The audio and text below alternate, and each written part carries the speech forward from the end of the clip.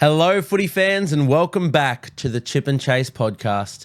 Today, we're just going to get our first bit of SuperCoach content fully out of the way, and we're going to do that by doing a team reveal. So we're just going to be running through my team, sort of top to bottom, and exciting stuff. If you're just listening as an audio perspective, this is being recorded. We have the video footage, and we have a face cam sort of deal going on here. So if you want to see the video format of this podcast, head over to the YouTube channel. Same deal there, Chip and Chase podcast. Go give that a check out. If not, you can still sort of follow along from an audio perspective. I'll just read through, give my thoughts about everything. But yeah, if you're a bit more of a visual learner, definitely come give the YouTube video a bit of a view. So let's just sort of get into it, shall we? As you can see here for you people watching along on YouTube, this is the team here. We're going to start just from the hookers and work our way down to the big stuff, to the fullbacks. But run-on hooker for myself at the moment is Brandon Smith from the Roosters. Of course, a player that will be, taking part in these Vegas games in a couple of days. Now, there's a lot of sort of options in this hooker range. A lot of your guns, or at least your more expensive players. I think there's only one, let's be honest, certified gun, and that is Harry Grant. I wouldn't begrudge a single person for picking him, but I think hooker is a really tough spot this year. I think with his price point, it just makes it really, really hard to sort of reach him and still make the rest of your team work. And the Storm have a really difficult draw to start. So I don't mind going against him. In saying that, there's, a lot of other options, especially, Apisai Coruscant now that we know that he's sort of goal kicking for the Tigers. Of course, he has that round one bye, which makes him a little bit, difficult, but it also makes him sort of a pot option because not everybody will want to go for him. I have entertained Appy a fair bit, but just with the way my team's structured, I couldn't really sort of sort it out. And Brandon Smith I've been high on pretty early on. And then he came out and he had that performance in the All-Stars clash. And from then on, I'm like, look, I think second year at the Roosters, combo's building. I'm very big on the Roosters forward pack this year. And I think, Brandon Smith running off that is just going to be phenomenal. So I've locked him in at the moment. They've got Sandon Smith on the bench as well for the Vegas game. Connor Watson not making the squad. I think that bodes a little bit better for Brandon. I'd say Connor Watson taking more minutes off Brandon Smith. So I don't know. I think, as I said, second year for the Roosters, I think he can really bump his average up. He's only priced at $471K at the moment. So he's a bit of a sort of mid-range option. Yeah, definitely a step down from your top priced hookers, and definitely a few steps down from Harry Grant. But it's a sort of a position that I was really set on doing the dual cheapies early, and that's still a possibility. I could get cold feet the day before this Vegas game and switch him to someone like Danny Levi, who's an option at hooker. We're pretty sure Jaden Brayley isn't going to be fit for the round one game, and even if he is, it seems as though he's going to be playing pretty reduced minutes, at least to start the season, just to warm into the season. So Phoenix Crossland might be getting the majority of the minute share there at the Knights. So worked my way up to Brandon Smith, who I am very high on. I love the look of him this year. Second year for the Roosters. I think he's in for big things, and he's not at an awful price. So I'm sort of pretty set on Brandon Smith for now, especially, I've only got a couple of days till those Vegas games where he locks out. So that is my run on hooker for my team at the moment. Of course, off the bench for hooker, we're running with Brendan Hands. Could be Darcy Lussick, not Joey Lussick. It could be Darcy Lussick if he does get that spot. Of course, that's interchangeable. We'll have to find that out. When these Vegas players lock, we're pretty sure that the rest of the squad will still be available to change. So if it is Lussick who gets that spot, it's a pretty easy swap there. But Brandon Hands is my pick to get it.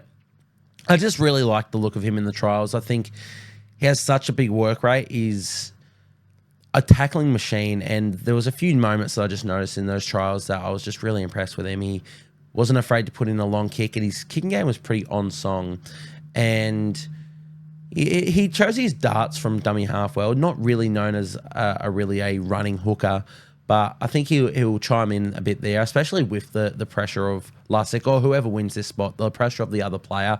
I think they're going to be in for big years. And he's someone that, yeah, as you can see here, I've got the reserve on him. Someone I'm not going to be afraid to play, at least in the early rounds, to sort of see how it is. And just, I reckon it should be, I say 50 every sort of week, at least in the early rounds, which is sort of what we want. Just want those solid points that we can just lock into our team every week. So Brendan Hands, currently my second hooker.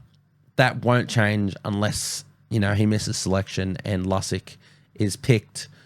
So we'll move on to the front rowers, where, I won't lie, I did change my team about 5 minutes before recording this. I got cold feet. The structure of my team wasn't as strong across the board as I would have liked. And that's where we've made some changes here. I've had Jason Taumalolo in my front row majority of the preseason. I just think he's in for a big year. And let's tell it how it is. I was quite disappointed with how he played in the trials, and I did swap him out to Tavita Totola for a bit there, who, if you guys follow the Instagram, you will know I've been pretty high on from a SuperCoach perspective. I think he's in for a big year for the Rabbitohs. I think his minute span it has to go up.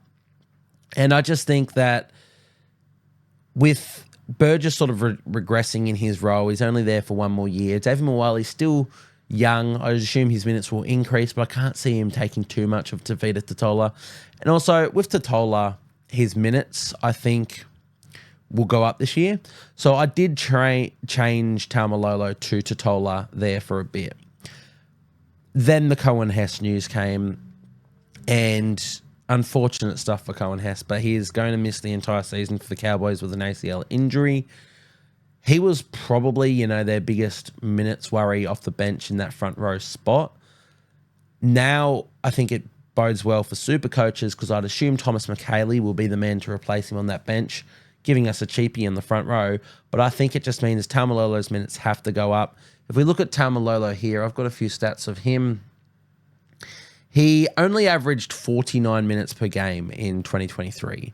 I think that has to go up. I think it's got to go to mid-50s again, 55 minutes, which is what he averaged in 2022.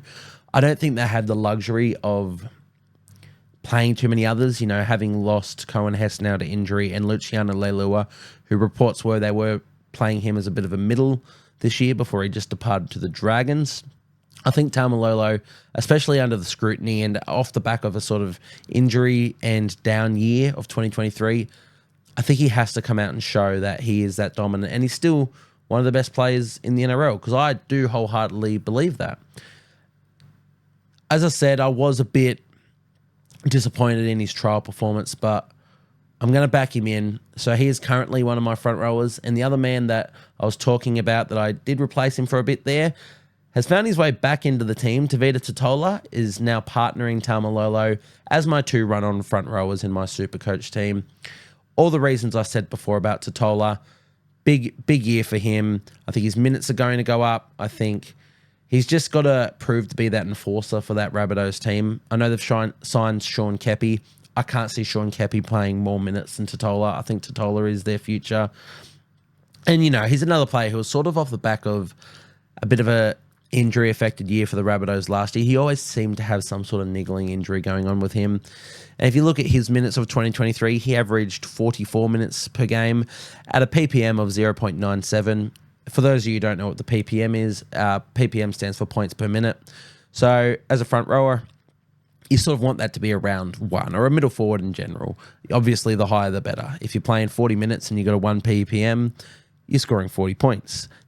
But I'd assume, as I said, I think Totola bumps that up. I think he's in for a big year for the Rabbitohs. I think he could be looking at around that 50-minute mark for the Rabbitohs. Maybe a little bit less, but regardless, it could be 5-6 minutes worth of minutes, which, at almost a point per minute is 5-6 points increased on his average, which it's really good early doors. The front row position is another really tough one this year. You can pay up for your premiums, your Payne Haas, your Tino Fasul, Aui, or Aden Fanua-Blake if you think he's going to replicate what he did again, or what he did for the Warriors last year. You can pay up for them, but I don't see too much value in doing that. I wouldn't hate owning one of those just outright. lock it in. Don't have to worry about it. But again, with the money and the structure of your team, it's difficult to do that. And I think most teams that I've seen floating about aren't able to sort of lock in those guns, and they're sort of joining me in this sort of mid-range front row forward option. So that's it. Yeah, my two front rowers, Jason Tamalolo, Tavita Tola. I think they're locked in. Well, Tavita is about to get locked out for Vegas in a couple of days. So if I get cold feet on Tamalolo, I can swap him. But Tavita, he's pretty locked in now. And off the bench, not too much needs to be said here. Sam Hughes, Tom McHaley. Starting with Sam Hughes, he's probably the lock of the entire season, Sam Hughes. In a dire front row position at near bottom dollar, 238K, 238,000. Yeah, what is there to say? The Bulldogs are struggling in their forward pack for depth, especially in their middle department. Sam Hughes came out in the trials, looked like a gun. Gus Gould has been raving about him all preseason, which we know last year the talk of the town was Jacob Preston, and what he did for the Bulldogs and from a Supercoach perspective was incredible. Sam Hughes very well could be in a similar vein to that this year. So I think he has to be a lock at his price point and, yeah, in this tough position. And another man that I already mentioned, Tom McHaley. With the Cohen Hess injury, I'd expect McHaley to get that bench spot. He looked really good in the trials. He still has a few deficiencies in his game, but at his price point, also at that 238,000 mark, he can only go up. So I think locking them in just for a bit of cash generation, it has to be the go. And hopefully Tamalolo and Totola can stay fit and bust out some good scores for me that I don't really need to play Hughes or McHaley all too often. Moving on to the second row forwards. Hylam Lukey has made his way into my team. I just think at his price point and now with Leilua exiting the club, even Cohen Hess to a degree can play second row, and with him missing the season, it's less pressure on Lukey. You'd expect an 80-minute role, at least 70 in my opinion. And at 471,000, I think it's a steal for Hylam Lukey. I did go on and have a look at a bit of his scores over the past few seasons. He's played 5 games over the past 3 years where he's played more than 65 minutes. And across those 3 games, he's averaged 76.4. That is ridiculous. Priced at around a 46, 47 average. That's obviously that's almost 20 points of value. And Hylam Lukey's a freak. He's a genetic freak. I have no doubt he could almost average that. Like, maybe he's not averaging 76 for a season. He very much has the ability to. But if he's averaging high 60s, 70, that's ridiculous. That's a keeper for your season. You're getting him at 471,000. I don't know what else there is to say about that, really. He's almost a lock. So Hylam Lukey has made his way into my side. Sean Lane, another one that essentially should feature in every Supercoach side this season. 446,000. We know what Sean Lane can do. It wasn't 2 years ago that he was an absolute lock for that Parramatta side, playing 80 minutes, scoring ridiculous scores. Had a very injury-affected year last year. I'm tipping him to maybe not get back to his previous years, but he has to make money. Like, there's no, I don't know what the word I'm looking for is. He can't go worse. He just cannot go worse. It's almost impossible for him to go worse. He can't lose value on his current price tag, is what I was sort of trying to get at there. And I think he can, if he's not a keeper, he can certainly plod along and get us some pretty darn good scores. I'd assume a few big scores will be in there. I think the Eels are in for a good year, running off Dylan Brown, who I think has a lot to prove. I think Sean Lane will be a lock in a lot of sides. So he's almost a no-brainer there. And of course, the final player pairing these guys up is Brendan Piakura. We know he's sort of locked in for maybe not 80, but a big minute role at the Broncos now with the departure of Kurt Capewell. He's been named and essentially been given the all clear for this Vegas game. And the Broncos' start to the season is really difficult. So maybe there's not as many attacking stats, but Piakura he's another freak. Like, another one that I pointed out in the trials, the way he runs his lines, the way he hits holes. It's amazing. Like it's second to none. He is going to score a lot of tries in a Broncos side that we know has that attack. I think Piakura, another one that should almost be a lock in every side. He might not have that base that, some of these other second row forwards have, but I think the attacking upside of him is too good to ignore, and I think he will get a lot of attacking and evading stats. So Brendan Piakura, he's my third second rower. My bench second rowers, I have Morgan Smithies from the Canberra Raiders, the Englishman that they've brought across, priced at $345,000. He's going to be a base stat merchant. There's a little bit of risk in there. We know the Raiders forward pack is absolutely stacked, and we know Ricky sort of likes to play around with that. But in saying that, Ricky loves his Englishmen. He loves his pommies.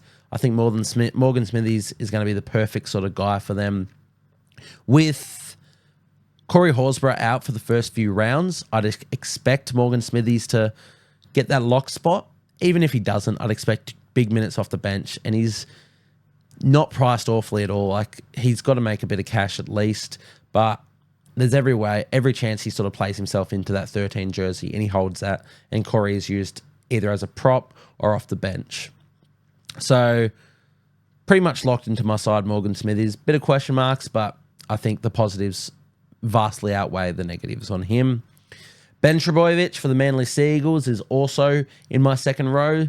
Of course, available at centre wing as well. He's got that dual position availability, but I've got him in my second row at the moment. You'll get to see a bit later, but in my centre wing, I do have another DP player, dual position player there. So there's a bit of opportunity to swap them. But Ben Trbojevic, he's been a feature in every SuperCoach side for 4 years now almost. He just sort of always sneaks his way in there at 277,000, and being named at run on second row for the Manly Sea Eagles for the Vegas game. You can't go wrong. He does find an injury here and there, but the way I pick my side is I don't want to try and focus on injuries. You don't want to wish that upon any player, and they're just unlucky. Some players might be more prone to it, but honestly, I'm going to pick my side expecting them to be healthy, because that's what the NRL teams do too. If you're a coach, you're picking your side on the best, on their form, on everything, and you're going to sit there and be like, they're not going to get injured. And if they do, you deal with that later. That's how I'm sort of going with Ben Trbojevic here. I think he looked incredible in the trials, and at that price point, $277K, he's got a lot of cash generation in him. He's not locked in for that second row spot, I guess. We have, obviously, Josh Schuster, who is missing the Vegas games, who definitely could take that position, but I do sort of doubt that. Another one is Corey Waddell on the bench, but Ben Trbojevic, young, he's been named there. I'm backing him in. I think he also could be a bit of a lock for every team. There's a bit of risk, but again, positives vastly outweigh the negatives on him. And the other one there is Kane Bradley. This one is definitely subject to change. We don't exactly know what the Storm are going to do with their forward pack. Kane Bradley was getting the run on second row for them in the trials.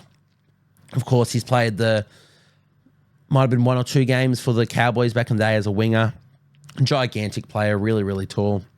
Making that transition into the second row now. You'd expect Sean Blaw would take that spot eventually, but he's only come over there late in their preseason. He was playing off their bench for them in the trials. Kane Bradley seemed to be favoured, at least for now. And at 238,000, I don't think there's too much negatives in picking him. Perhaps he loses that spot. Perhaps he doesn't play too many minutes and he becomes a bit of an AE nightmare. And at that price point, he's hard to move on. That is a possibility. It's a realization that we, might be having. But I'm going to risk that and deal with that if it happens. I think, just at his price point, I think the positives of his potential cash generation, I think they outweigh that, and I'm going to give that a go. So that is my second row forwards. I will also mention at the moment, Morgan Smithies is also one of my playing reserves for those who are not watching. For those who are, you can see that right there. So moving on to the halfbacks. We've gone the big guns. I have toyed around a bit and, potential of Sean Johnson. I really like the Warriors opening draw. I really like how the Warriors are looking in general. And I'm a Warriors fan, so there's a bit of Warriors bias there. But I think you can't go past Nicho Hynes and Nathan Cleary. The Sharks have a really good opening draw as well. Nicho is the most expensive player in the game at $970,000. But with the Sharkies draw and what we know Nicho can do, he's backed it up year on year so far in his NRL career. I don't think it's going to be hard not to have him. He's got the ceiling. Yeah, he's just a lock in my side at the moment. Nathan Cleary was the one that I was looking to, maybe play around with, free up a bit of cash, go Sean Johnson, maybe even Mitch Moses, but no. Let's save a trade down the line. Let's go the two best and let's just run them. Cleary, we've only got to see him once this preseason going out for the World Club Challenge where he ran for 200 plus meters, 36 carries, ridiculous stuff. I don't expect him to do that, week in, week out in the NRL, but it is still very impressive stuff, and I think he's in for a big year. The one thing he hasn't ticked off in his NRL career is win a Dally M medal. I think he goes out to do that. He's still my pick for the best player in the NRL, and he could go down as the best, in history if he can tick off a Dally M medal or two. So I think he's definitely got that in the back of his mind. And, the Panthers, they do also have a bit of a tough draw, but Nathan Cleary is just a superstar. He defies draws. So let's save some trades. Let's lock them in and just forget about them. If they get injured, well, it's pretty easy to downgrade. They are, I think, the two most expensive players in the game in SuperCoach. So not too much more to say about them. So we'll move on to my 5/8s, where it's a bit different. I have Cameron Munster as my run-on 5/8. Now, I'd mentioned earlier about the Storm's really difficult start to the season, which is true. I think Cameron Munster sort of defies draws. I think he gets up for those big games. He's being slept on a lot, maybe because his ceiling hasn't been there. He's always averaged really, really well, but doesn't go 100 plus all that often. 2 or 3 games a season, he'll notch it up. But the only other sort of premium option, you can go Cody Walker, but I'm a bit hesitant to do that. The only other premium option is Dill Brown, which, in all honesty, I'd love to own Dill Brown. I think he is going to be the best 5/8 this year. I can't afford him, and I've played around, and I can't really get to him. And I don't mind Cameron Munster. I've just got a bit of a gut feel about him. He's a pod only. What have we got his ownership at here? Doesn't say. Give me 1 second. So Cameron Munster currently owned by only 8% of teams, while Dill Brown's at 22%. So less than 10% ownership for, one of the best players in the NRL. I'm happy to run that. I'm happy to be a bit different, and I can't see it going wrong, really. Cameron Munster's really consistent with his scores. He's spoken a lot in the preseason about being even better again this year and believing that he was a bit down on form in 2023. So, yeah, Storm do have a hard draw, and they have a pretty early bye, but it's not going to deter me from Cameron Munster, I don't think. The more I see him in my squad, the more I'm liking it. So, Cameron Munster is my run-on 5/8. And, of course, my backup, my reserve 5/8 is Ethan Strange at the moment. Also has that centre wing dual position availability.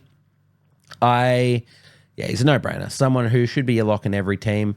He might not get the 5/8 jersey. We will have to see that.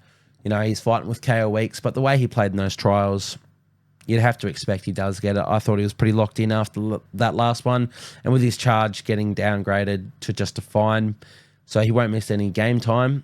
He has to be in there. I've got him in 5/8 at the moment, just because I think there's a lot more options in the centre wing department. And I don't mind playing him, very sparingly, just on the games that Cameron Munster misses. So Ethan Strange, 238,000 there, locked into my second 5/8 spot. My centre wings. This is where a lot of changes recently happened just before recording this video, this podcast. I have Jesse Ramian, Roger Tuivasa-Sheck, Taylor May, and Bronson Xerri as my run-on centre wings. Now, all preseason, I have had Greg Marzhew, and he has just found his way out of my side. The reason is as I said, with the structure, I was a bit weak in a few different areas. In the front row spot for a while there, I had just Tavita Totola or just Taumalolo, and then I had Sam Hughes as my other starting front rower. And that's just a bit scary to me. I have a gut feel about Jesse Ramian, which is why he's in this team. Very low ownership on him. I'll quickly check what he's at. So Jesse Ramian is currently at 1% ownership. I'm a big Jesse Ramian fan. I sort of managed to own him every bloody season, and I'm not complaining about it. I really like him. I think in the early rounds, base stats are going to be incredible, and I think the center wing position has just evolved so much that it's so important to your team now. They're your upside players, and if I can choose some players that have really good base as well, then I'm happy to run that. Again, talking about Nico Hines, we mentioned the Sharks' really good early draw. Same can be said for Jesse Ramian. They've got Warriors week 1, who I think defensively might do a number on the Sharks. But again, he just gets through a lot of work, so I can't see him scoring anything less than 30, which, you can live with from a centre winger. And I know he's got attacking upside. So Jesse Ramian, very much a gut feel player. He's been in my squad the entire time. When looking of ways to make my squad better, he left briefly, but when you've got a gut feel in SuperCoach, you really have to trust it. You really back that in. And Jesse Ramian, that's it for me. If it goes wrong, he's at a price that I can downgrade. There are some options. But if he goes well, then I'm one of the only players who have jumped on him. And I'm excited about that. So partnering him is another player who has been in my team the entire time, Roger Tuivasa-Sheck. Warriors bias, available in SuperCoach again. He was in my team. And then, he was always pretty decently high ownership since he was, named to be back in the NRL and since SuperCoach opened. But his performances in the trials solidified his spot in my team, but also his spot in a lot of other players' teams. He's at 37% ownership at the moment, which is just ridiculous. That is absurd numbers for a centre wing. In saying that, you can see it here on the screen, and if you can't, I'm about to read it to you. The top 5 owned centre wings, I own all of them. Of course, in a few different positions. Ben Trebojevic is 54% owned. I've got him in second row. Ethan Strange is 52% owned. I've got him at 5/8. But then we have Taylor May, 38% owned. Spoiler alert, in my side. Roger, who we're speaking of now, 37%. And Bronson Xerri at 33%. All of which are in my side. But yeah, Roger, he looks phenomenal. I think the Warriors are in for another fantastic season. It could be make or break. It could be this year or nothing for the Warriors. And I think they might have that in the back of their heads. They looked incredible in the trials. And more importantly, Roger looked just absurd. He's a genetic freak. And I'm so excited for him to be back in the NRL. And I'm even more excited for him to be back in the Warriors. I wanted a Warriors player in my side just so I could watch their games and just have that little bit of, I've got someone to even keep an eye out for. And Roger it is. So another lock in my team. Very excited for Roger. Moving on to another player I just mentioned, Taylor May is currently in my center wing. He was out for a while there. He was the sort of player that I just downgraded Marju to. He was in my early sides, made way for a bit there. But he's back in. He looked incredible in the World Club Challenge. Priced at $458,000. I think we know what he can do. He can improve that tenfold. He just looks like a base stat merchant. And, in a Panthers attacking team, he'll find some attacking stats. Again, hard early draw for the Panthers, but as I said, I'm looking for base early with a bit of upside, and Taylor May brings just that at a really nice price point. So, yeah, he's not a lock in my side, but he's pretty solid in there at the moment. And, of course, my other run-on centre wing at the moment is Bronson Xerri. We don't know if he will make the team. He played both trials at left centre. He looked good in both as well. He's always been a bit of a freak, Bronson Xerri. It's good to see him back in the NRL. You do the crime, you serve the time. He's well and truly done that, and it's cool to see him putting his hand up and coming back. So that's awesome stuff to see. Price at $345,000. It's not a bad price point at all for what we know he can achieve. If he isn't named, of course, we'll reassess and we'll do some adjusting. But for now, I like him, and I like him sort of in my starting side. I think he brings enough base, and we know the attacking upside of Bronson Xerri. So, yeah, he locks up my starting centre wingers. My reserve centre wingers, Jamin Salmon. There is my dual position that I mentioned earlier. Not quite sure what his role with the Bulldogs is.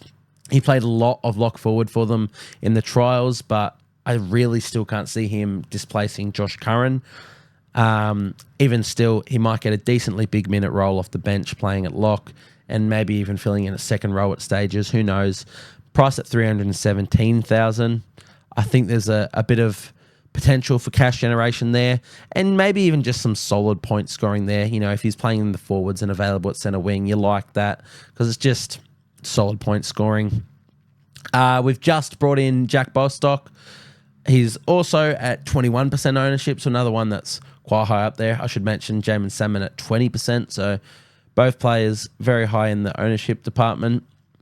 Bostock I haven't been the biggest fan of SuperCoach wise, but I do really like the Dolphins draw, and Bostock looked good in that second trial. He got through a lot of work, which is the main thing that I've been a bit concerned about with Bostock before.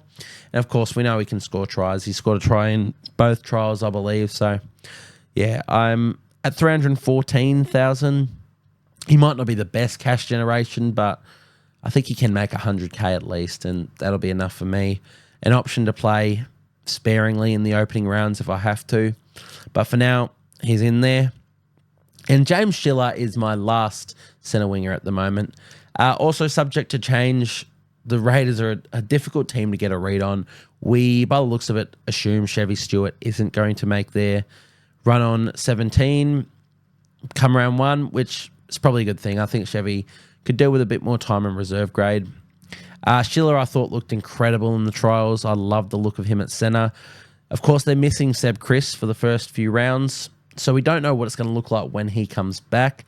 Schiller could be the man to replace. Schiller might not even be named. They've got a stack of depth across the entire team. The Raiders, you know, if they wanted to play Ethan Strange in the centres and, you know, Kale Weeks at 5'8", there's an option there. You got Rapana, you got Chotrich, who is another one that I thought looked really good in the trials, and another one at a decent price point that I could go to, but who knows who gets dropped from this side. If Chotrich is named, I will probably get myself to him some way. I'm not sure how. Maybe Bostock down, or if I can afford Schiller up. Let's just, you know, let's toy around with, can I afford Schiller up at the moment?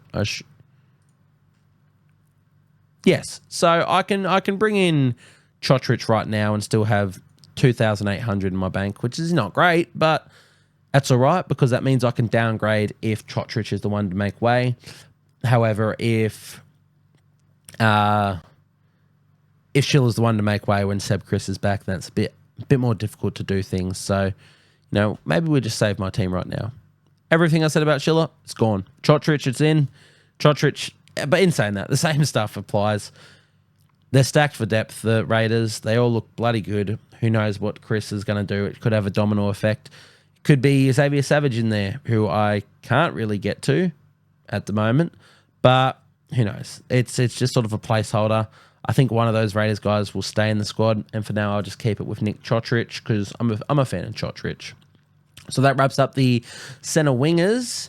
Moving on to the big guns, the fullbacks. As you can see on the video, Kalen Ponga is my run-on fullback and my captain leading into round one. It's almost a no-brainer. Another player, let's just have a quick look at him. Yeah, 35% owned at the fullback.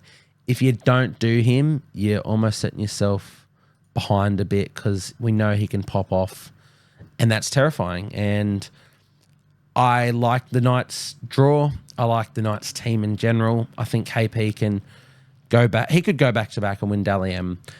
So I think locking him in there, it's great. The fact he's got goal kicking and we know what he can do in attack, just lock him in and set and forget for him.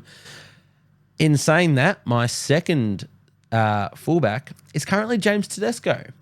There are a lot of gun fullbacks and a lot priced a lot higher than Tedesco. You know what? Let's have a look just for, again, ownership stats as well. Actually, let's just go. What have I done here? Average. There we go. So, Scott Drinkwater averaged the second most points for fullbacks in 2023 at 83.4%. He's only owned by 8%, so he's still a bit of a pod. He's priced at 851,000, which is, the killer for me. I can't reach that. I would like to. He has been in my squad a bit throughout this preseason, Scott Drinkwater. I'm excited about him. I'm excited about the Cowboys. But right now, I've gone down to Tedesco, and I'm not upset about it at all. Tedesco, of course, we go down here. He is owned by 4% of players, so very much pod. Only averaged 69.3 in 2023.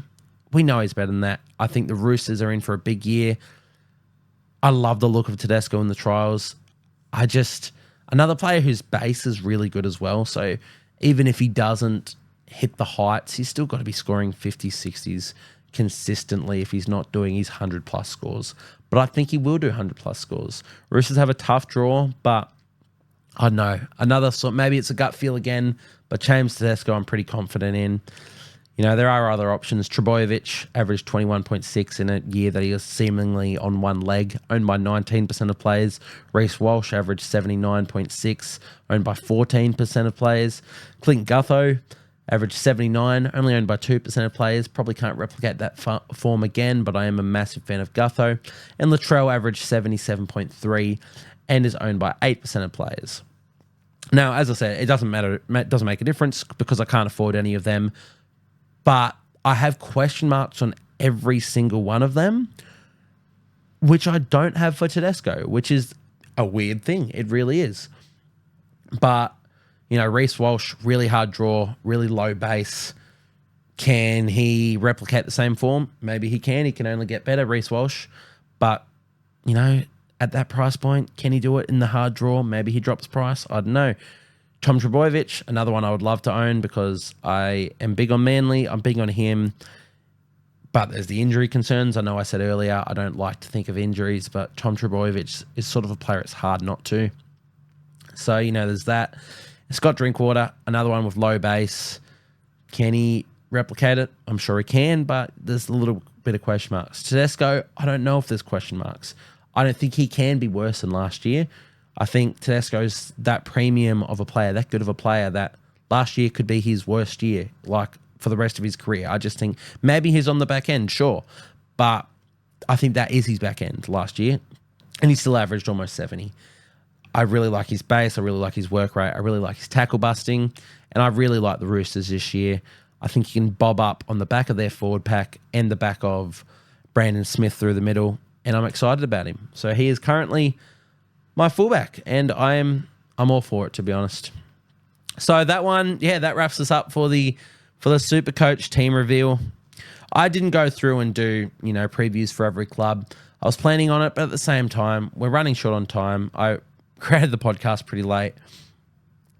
There are a multitude of incredible content creators out there on the market, notably Beers and Break-Evens with Rugby League Guru and SC Playbook, Tim Williams. Probably the best out there. I love them. I engage a lot with Aman, talks NRL SuperCoach. If you're a lot more on the stats side and you want to read into that, Aman does some incredible work. I really highly suggest you guys go and check out Aman Talks NRL SuperCoach.